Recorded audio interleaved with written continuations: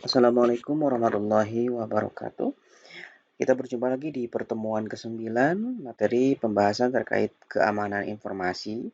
Untuk fokus materi yang kita pelajari terkait dengan menjelaskan sejarah dari steganografi dan juga konsep dari kriptografi. Ya, sebagaimana kita tahu, ketika kita berbicara tentang keamanan informasi, maka kita akan dihadapkan dengan bagaimana cara kita menerjemahkan ataupun membungkus informasi tersebut ke dalam bentuk sandi, ya, yang hanya bisa dibaca oleh mesin dan dibaca oleh penerima informasi tersebut, ya, seperti itu. Jadi tidak bisa dibaca oleh sembarangan orang. Nah, kemudian kita masuk di pembahasan berikutnya terkait pengamanan informasi. Menurut David Kahn dalam bukunya The Code Breakers, membagi masalah pengamanan informasi menjadi dua kelompok, yaitu security dan intelligence. Yaitu ada security dan intelligence. Yang pertama, security dikaitkan dengan pengamanan data, ya, karena kaitannya dengan security ataupun keamanan. Kemudian ada intelligence. Intelligence di sini dikaitkan dengan pencarian ataupun penyadapan data dan seterusnya, ya. Kemudian untuk pengamanan data dapat dilakukan menggunakan dua cara, yaitu steganografi dan kriptografi. Jadi informasi yang mudah kita baca disebut dengan istilahnya plain text, ya. Agar informasi tersebut tetap aman, ya, dan tidak mudah dibaca oleh orang yang tidak berkepentingan, maka plain text tersebut kita ganti, kita bungkus dalam bentuk sandi ataupun istilah lainnya ada steganografi atau kriptografi. Contoh sederhana, ketika kita akan mengirim sebuah pesan, ya, kepada orang tertentu, ya, yang jaraknya jauh, misalnya di zaman dulu belum ada teknologi, maka bagaimana caranya pesan tersebut bisa tersampaikan kepada orang yang kita harapkan, tetapi tidak mudah dibaca oleh orang lain yang tidak berkepentingan. Kalau teman-teman pernah mengikuti istilah pramuka, itu ada yang namanya sandi, ya teman-teman. Ada sandi Morse, kemudian ada sandi rumput dan seterusnya. Nah, itu sandi-sandi tersebut hanya bisa dimengerti oleh orang yang berkepentingan, ya. Ketika kita mengirim sandi tersebut untuk orang yang tidak berkepentingan, orang tersebut akan mengalami kesulitan untuk membaca pesan yang kita kirimkan seperti itu. Nah, di zaman teknologi, proses penyandian tersebut, ya, proses pergantian plain text ataupun kata yang mudah dipahami, kemudian dibungkus ataupun diganti pada kata yang lebih rahasia, itu disebut dengan steganografi dan kriptografi, ya.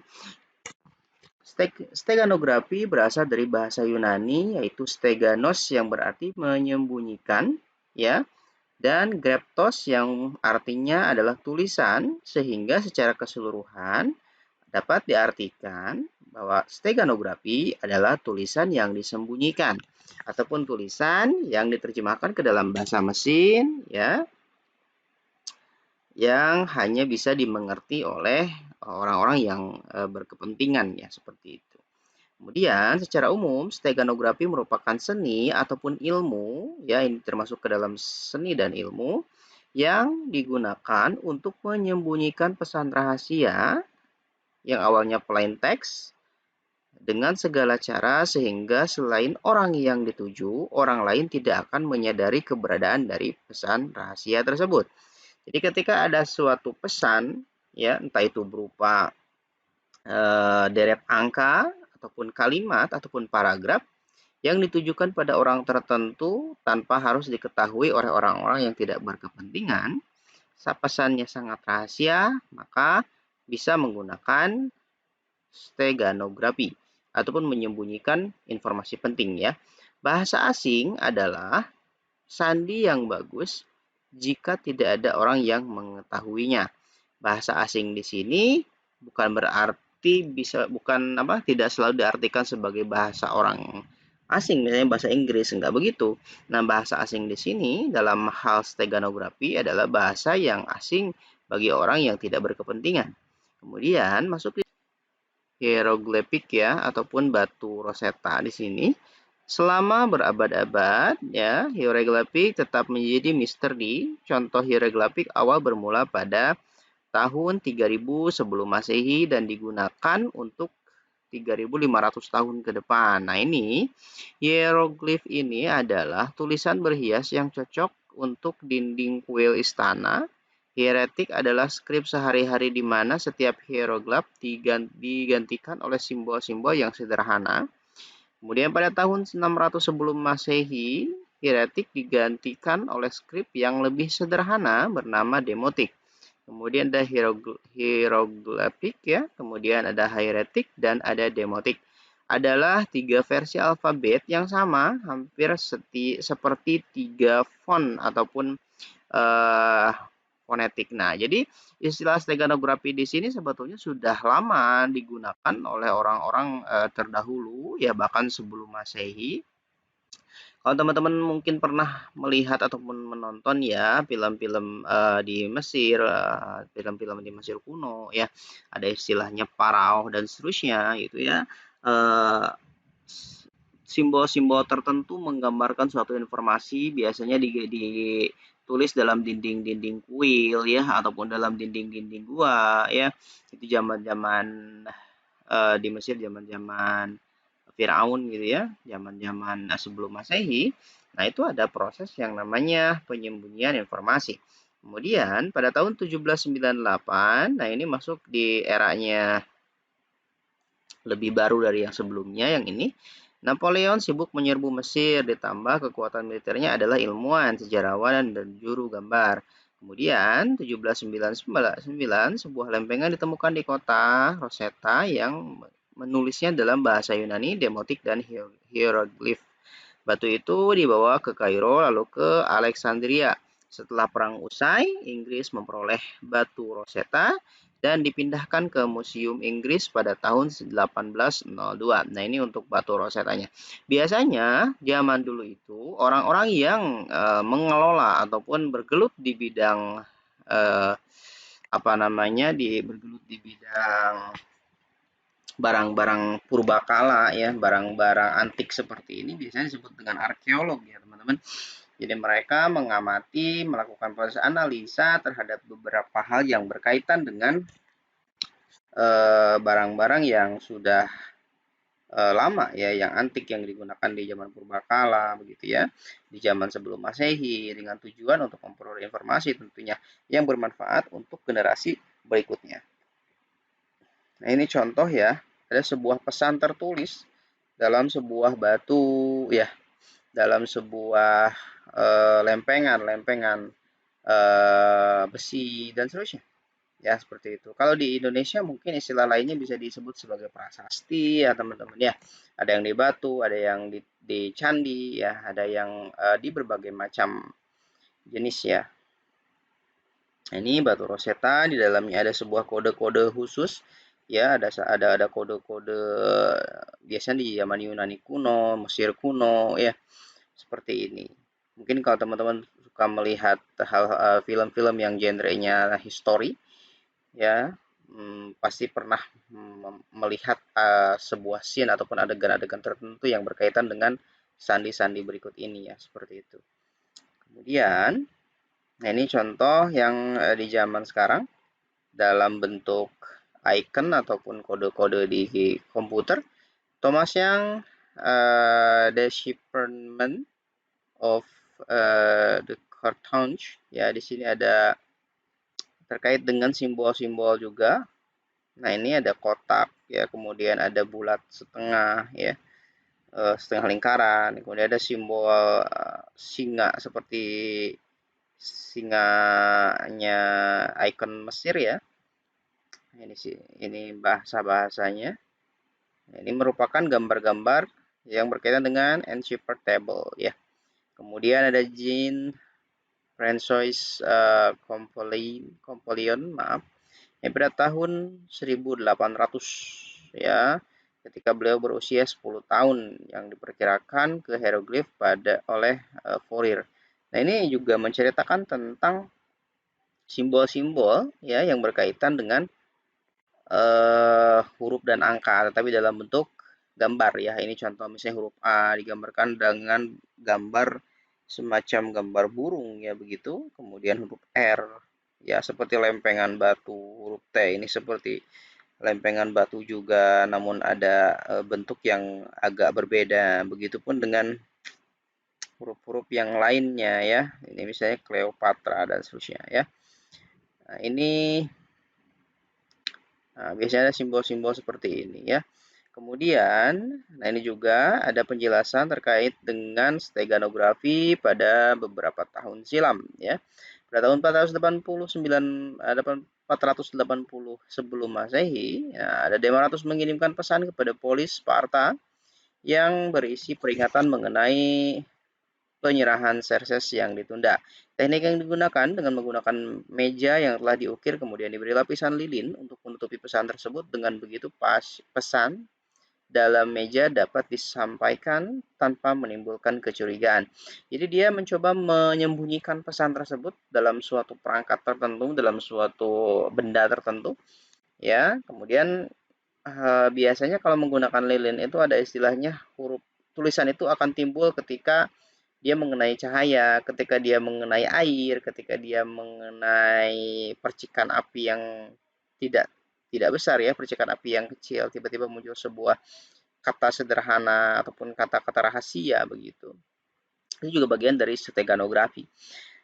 Kemudian pada abad ke-5 sebelum Masehi ada Hystaiasus ya mengirimkan pesan kepada Aristagoras Miletus ya untuk memberontak terhadap Raja Persia. Pesan disampaikan dengan cara mengukur kepala pembawa pesan dan mentato kepalanya dengan pesan tersebut. Kemudian saat rambutnya ditumbuhkan kembali, pembawa pesan dikirimkan dan pada tempat tujuan rambut kembali digunduli dan pesan akan terbaca. Kalau ini lebih ekstrim ya teman-teman karena pesannya ditulis secara permanen gitu ya di kepala dan ke, si pesan tersebut akan dikirimkan oleh orang yang kepalanya ditulis tersebut ketika kepala orang tersebut rambutnya sudah jadi. Bisa dibayangkan ini bertahun-tahun ya ataupun berbulan-bulan lah ya untuk menumbuhkan kembali kepala yang botak gitu ya.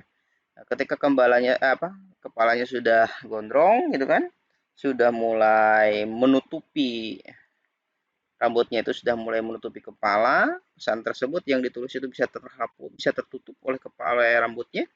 Kemudian ketika dia menyampaikan informasi harus dibotakin lagi gitu ya. Nah, otomatis eh, baru pesan tersebut terbaca. Cuman resikonya memang eh, cukup besar ya. Estimasi waktu tunggu ya kemudian pengorbanan orang yang rambutnya dicukur ya, digunduli dan seterusnya. Cukup beresiko. Kemudian penggunaan tinta yang tidak terlihat pada pesan lainnya. Jadi ada juga tinta yang tidak terlihat dan hanya bisa dilihat oleh trik-trik tertentu gitu ya. Kemudian pada Perang Dunia Kedua, Jerman menggunakan microdots untuk berkomunikasi. Penggunaan teknik ini biasa digunakan pada microfilm chip yang harus diperbesar sekitar 200 kali. Nah, kalau ini lebih canggih dari yang sebelumnya ya. Walaupun sebetulnya kalau zaman sekarang masih tertinggal jauh ya. Tetapi ketika kita berbicara atau mengkomparasi ya antara zaman yang di atas ini dengan zaman berikutnya, ini lebih canggih lagi karena pesannya disimpan dalam sebuah chip seperti itu. Kemudian eh, masih di Perang Dunia Kedua, Amerika Serikat menggunakan suku India Navajo sebagai media untuk berkomunikasi. Nah, ini dia menggunakan pihak perantara yang lain, tapi masih berupa manusia ya. Kemudian steganografi pada saat ini banyak diterapkan menggunakan file-file digital untuk menggunakan file-file multimedia sebagai kedok untuk menyembunyikan pesan rahasia, baik itu berupa gambar, suara, dan video yang biasa disebut dengan digital watermarking. Nah, di sini kalau zaman sekarang itu triknya lebih canggih lagi. Jadi ada sebuah file tertentu, misalnya file gambar, padahal ketika diklik di dalam file gambar tersebut ada sebuah pesan rahasia. Ya biasanya ada formatnya .jpg, padahal sebetulnya ketika diklik gambar tersebut tersimpan beberapa pesan-pesan rahasianya, seperti itu ya. Itu juga beresiko. Tapi mungkin untuk orang-orang yang tidak berkepentingan, orang-orang yang tidak bertanggung jawab memanfaatkan itu sebagai sesuatu untuk meraup keuntungan ya. Misalnya ada file-file contoh lah misalnya ada tiba-tiba mengirimkan kepada kita undangan digital ya. Ada yang mengirimkan kepada kita misalnya paket digital gitu ya ataupun hal-hal yang berkaitan dengan sesuatu yang membuat kita penasaran gitu. Misalnya undangan digital kok formatnya .apk gitu kan.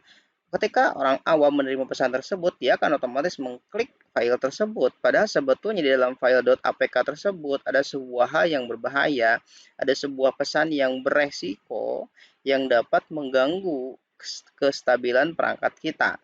Ya, yang pada akhirnya perangkat kita secara tidak langsung kita memberikan akses kepada orang lain untuk masuk ke perangkat kita dengan cara meremote dari jarak jauh. Itu beresiko ya. Kemudian ada beberapa istilah dalam teknik steganografi, mulai dari carrier file, ada steganalysis, kemudian ada stego medium ya, ada redundant bits, kemudian ada payload. Ada file yang berisi pesan rahasia, kemudian proses untuk mendeteksi keberadaan pesan rahasia, ada media digunakan untuk membawa pesan rahasia, sebagai informasi yang terdapat di dalam file jika dihilangkan tidak menimbulkan kerusakan yang signifikan, ya setidaknya bagi indera manusia. Nah, kalau ini dia meminimalisir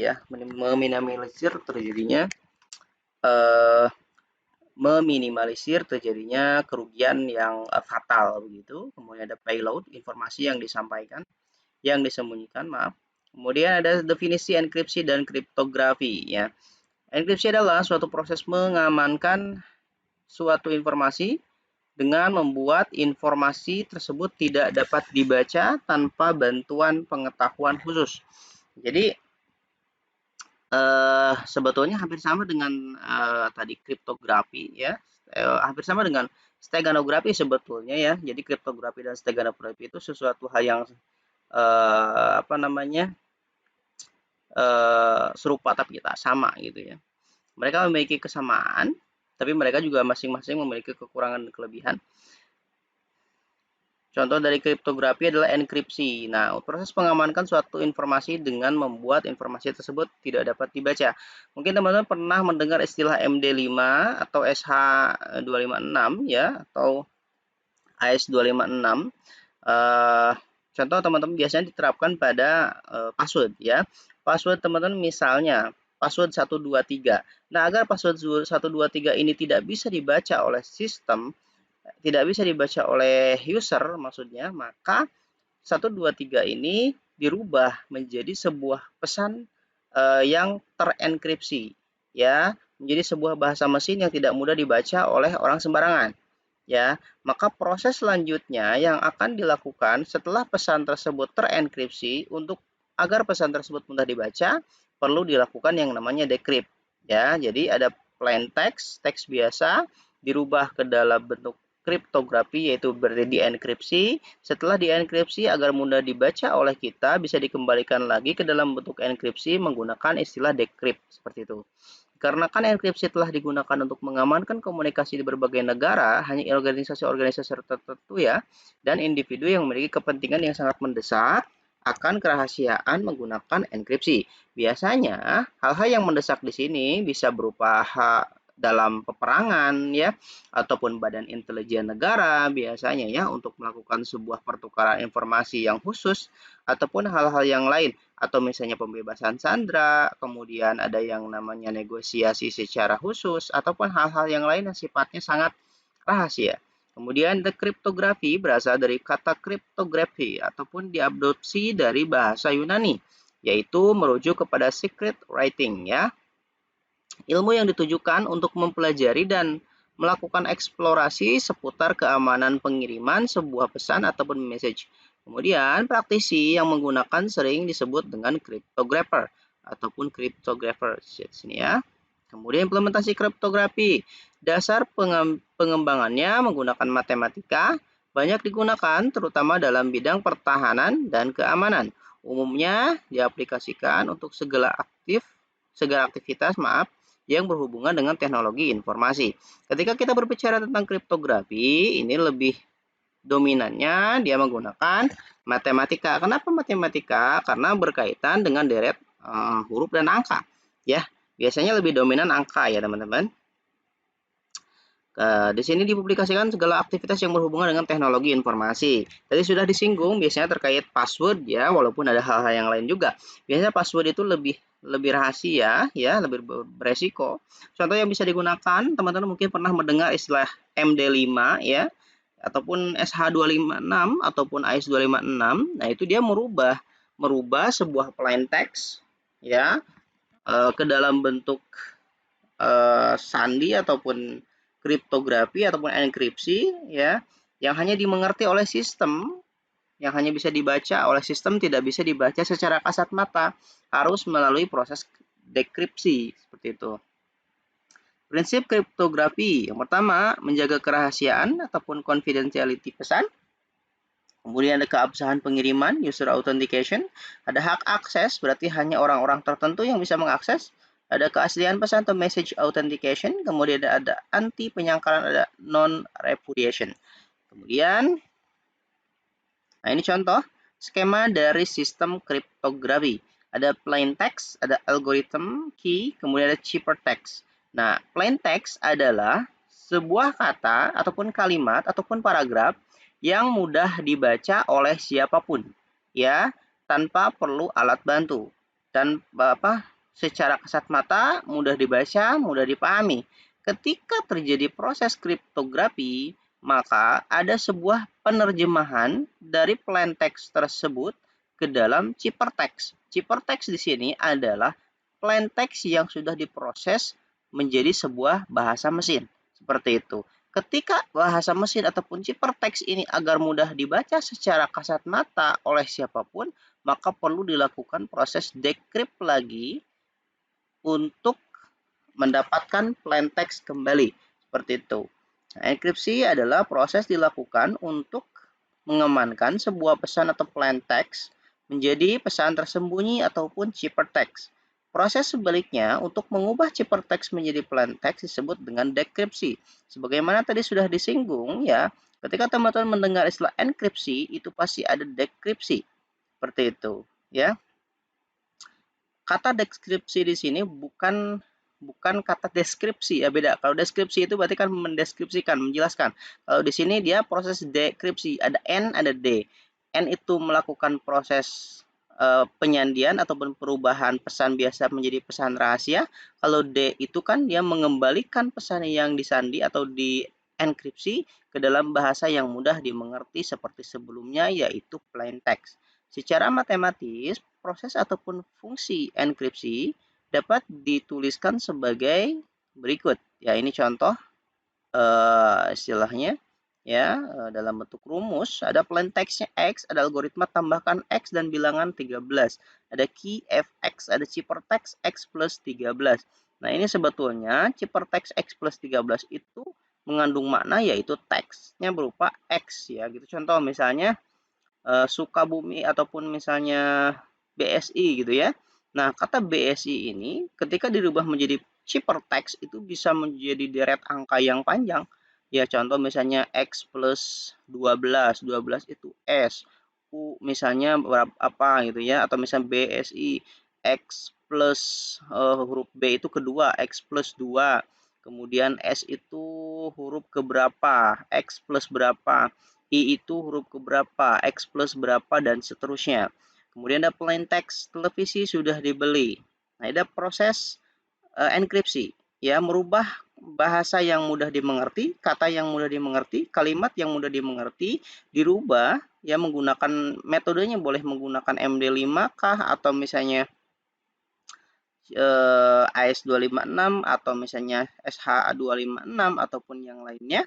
Nah, dia melakukan proses enkripsi jadi sebuah cipher text. Jadi seperti ini. Jadi televisi yang sudah dibeli berubah menjadi GRYRI-FV-FH-QNU-QVORYV. Yang lebih rumit misalnya ada angkanya. Ini hanya huruf aja ya. Kemudian agar cipher text mudah dibaca, maka proses yang bisa dilakukan adalah merubah kembali sandi yang sudah dibuat ke dalam bentuk plain text. Jadi istilahnya ada enkripsi itu merubah ke dalam bentuk sandi, ada dekripsi mengembalikan ke dalam bentuk plain text seperti itu. Kemudian ada elemen sistem kriptografi, ada plain text, ada cipher text, ada cryptographic algorithm, ada key, dan seterusnya. Kemudian algoritma kriptografi berdasarkan jenis kunci yang digunakan. Ada algoritma simetris, ada algoritma asimetris. Berdasarkan besar data yang diolah, ada block cheaper, ada stream cheaper. Banyak ya teman-teman. Nah, ini tadi sudah saya singgung sedikit. Sebetulnya untuk algoritma yang digunakan untuk kriptografi, baik itu simetris ataupun asimetris. Nah, ini ada banyak ya teman-teman contohnya. Nah, ini contoh ada algoritma AES Advanced Encryption Standard. Nah, ini banyak ya, ada AES 256, AES 253, AES 257, banyak.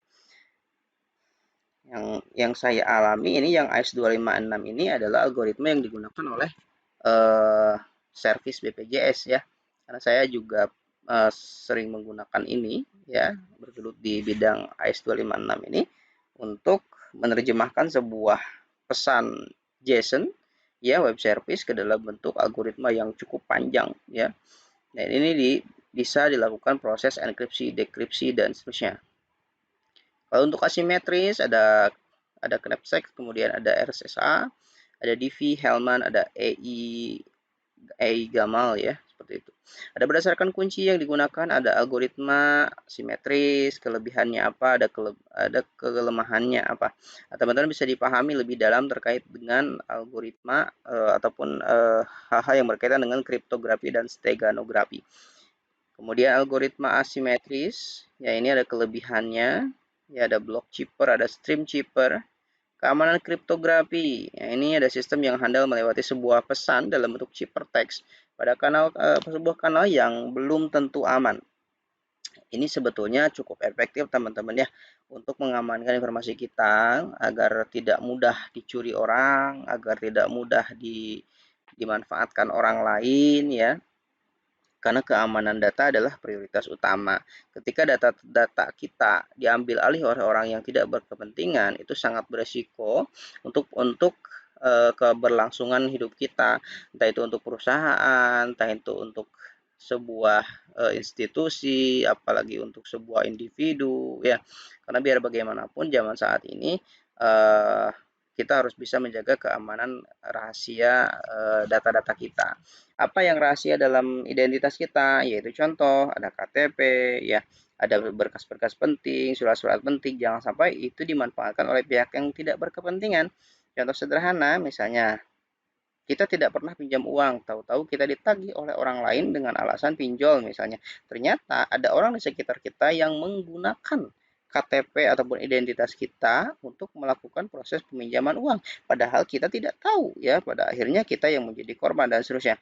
Itu pun harus bisa kita melakukan ataupun memfilter terjadinya hal tersebut ya dengan cara mengamankan informasi-informasi data-data kita ya. Seperti itu. Baik, untuk pembahasan terkait keamanan data seperti itu. Nah, teman-teman bisa dicek di modulnya ya, dipelajari lebih lanjut terkait dengan keamanan informasi ini ya, baik itu steganografi maupun kriptografi itu sendiri. Barangkali seperti itu ya. Terima kasih.